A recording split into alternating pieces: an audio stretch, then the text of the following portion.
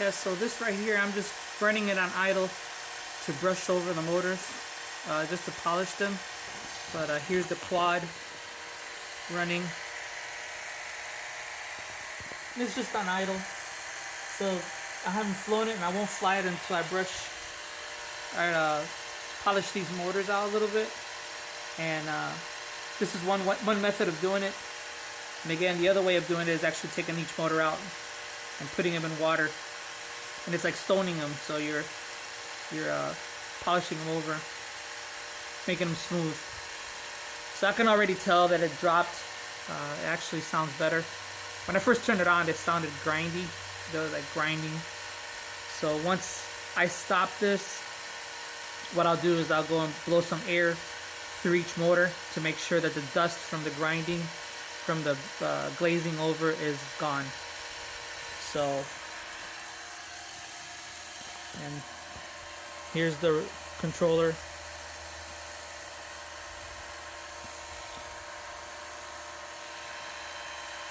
All right.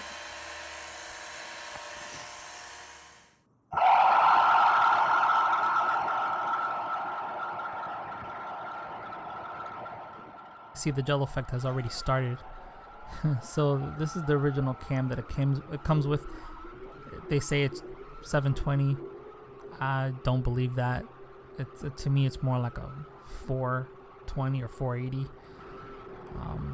It's okay, I guess, but the jello effect, it just makes it just a little bit bad to watch. But this will be a short clip of this, and this particular day was pretty windy. You can't really tell in the actual clip, maybe by some of the trees up there that you're seeing in the background there, but for some reason it wasn't holding up in the wind, and the gust of winds were pretty good this day.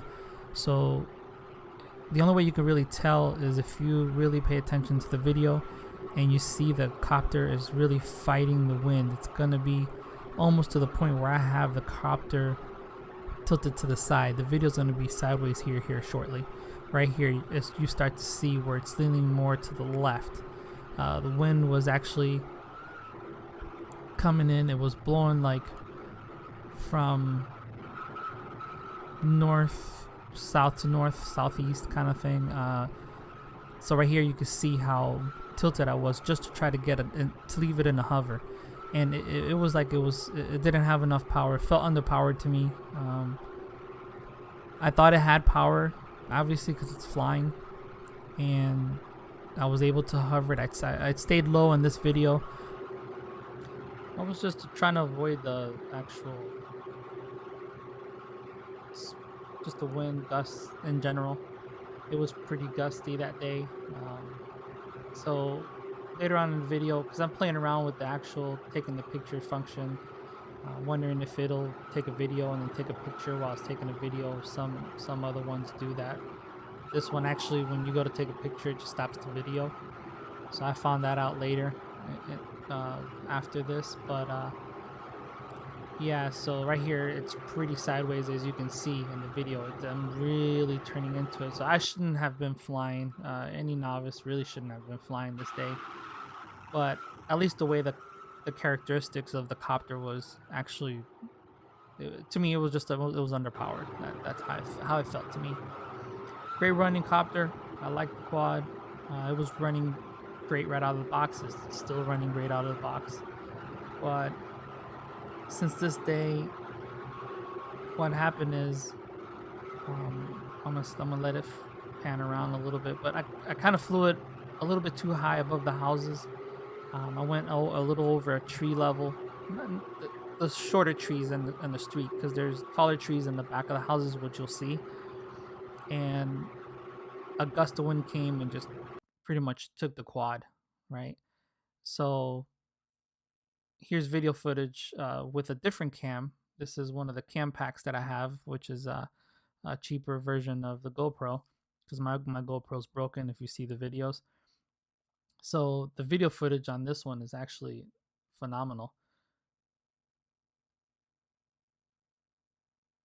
You can see the big difference between it. So yeah, so when I lost it, if it went behind my neighbor's houses, and it fell back there, and I had to go through marsh and everything to get it, and I recovered it. And this cam that you see here recording in front of you, it's actually my daughter's cam that I purchased for her for her birthday, and she pretty much let me borrow it because my GoPro was broken. And I felt so bad because it fell with the quadcopter, and that pretty much broke my heart because I'm like, man, I found the copter, but I couldn't find the actual camera. So I was walking out through that thick stuff, I just happened, lo and behold, the camera's black, and I happened to look at it, and I found it, luckily. So this is why I was able to shoot this video. So this was the next day after. I just wanted to fly it out here to see if everything was okay with it. And I went to an open area and not in the neighborhood, so I'm able to really fly it and kind of work out the kinks, because it has several features that I wasn't able to use, because as I was cycling through it, and you'll see here, it's going to be flying erratically. I'm trying to figure out the functions on this one, and between the toggling the video pictures and also kind of like the altitude hold, and also the barometer check, that kind of thing. So all in all, I'm loving the quadcopter. And here, this day was actually even windier than the previous day, believe it or not. And it was a little cold on the cold side, but not. The wind was really what was bothering it. And I don't know if you can tell in the video, but the quadcopter is pretty much working a little hard to trying to stay still, and see it's sideways again. It's kind of like hovering. I'm trying to keep it hovering, and it's just difficult to keep it in one spot because it was just even more gusty this day. So some of this, it's me. A lot of it, when I'm trying to just hover in the center spot, is the wind, like right here. You can see the wind is just pretty much taking control of the copter, because I'm trying to hold it in one spot here. But I was able to, but come to find out that there's a feature on here that's a high and low feature, and the whole time, that even when I lost it, because it was like I couldn't gain control, the wind caught it and it took it away the day before, and there was nothing I can do but turn it off. I turned it off, and thank God that I did not have the DJI feet that people install on these, even though I did order them. Thank God I didn't have them on, because it fell so far up from the trees that as it was falling through the trees, as I was seeing it tumbling through the trees, that I had just turned it off just so it wouldn't go so far, so I can actually try to retrieve it.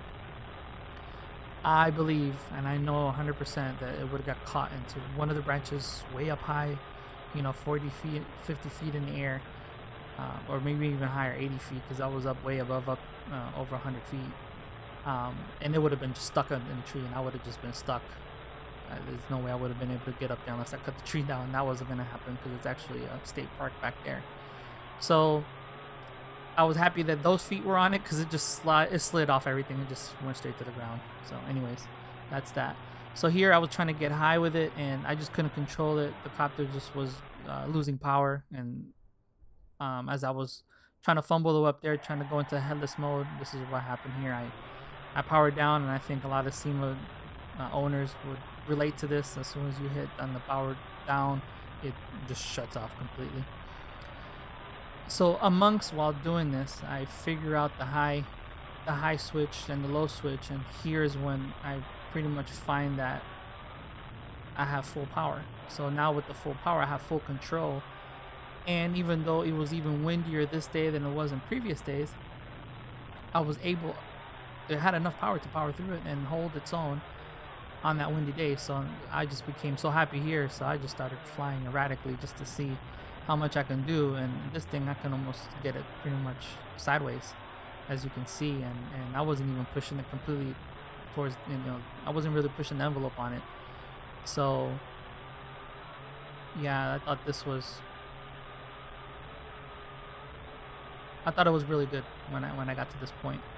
So here I decided to see how much of the wind I can fight. So I wanted to go above the power lines, and as I was trying to get up there, I was fighting the wind a little bit. I was trying to maintain the hover that it had, and you can tell that it's here's the gust of winds. You see them, as it's panning around. You can see that the wind is hitting it, and I'm fighting it back because I'm trying to keep it there, and I'm using the power lines as a guideline. So that way if I know I'm on track, and it did pretty well. I was really surprised, super surprised on how windy it is. Now, I don't recommend anybody to be flying while it's this windy, because it's just insane. You're really doing a lot of work, but in my eyes, it's fun for me. So um, it's each their own, but definitely have some flying time with this. I'm not an expert by any means, but I do like flying these things, and for me, I don't like to be grounded because of wind, because there's wind almost every day, right? So the video quality here, you can see there's no, I don't have any kind of stabilizers or any kind of gyro or anything on this camera. It's just literally bolted directly to the quadcopter. Well, actually, the little bracket, because I had a little gimbal set up the first time around, and I had it recorded with this camera, but the SD card kind of came out when it fell through the trees, and it ripped the little rubber pieces all the way around it. So that's how come the camera flew off. So I was able to retrieve it. The camera was still in its cradle, but it didn't have the little rubber stabilizers. So with that said, in order for this to work this day, what I did is I just, in a triangle shape, I put 3 screws, small screws, the 2 pieces, the 2 flat pieces that the rubber kind of sandwiched itself in between, and I was able to accomplish this right here. And I should have took a picture of it to post it, but I will in the future. I reordered another one so I can have the stabilizers, but now looking at this video, it's so stable. I don't have any kind of jello effect whatsoever, and I was assuming, I knew the picture quality was going to be better, but I didn't think I was going to be running away from the jello effect. I thought I was still going to be having it. So anyways, this is the video. Enjoy, rate, comment, subscribe. Let me know what you think. Thanks.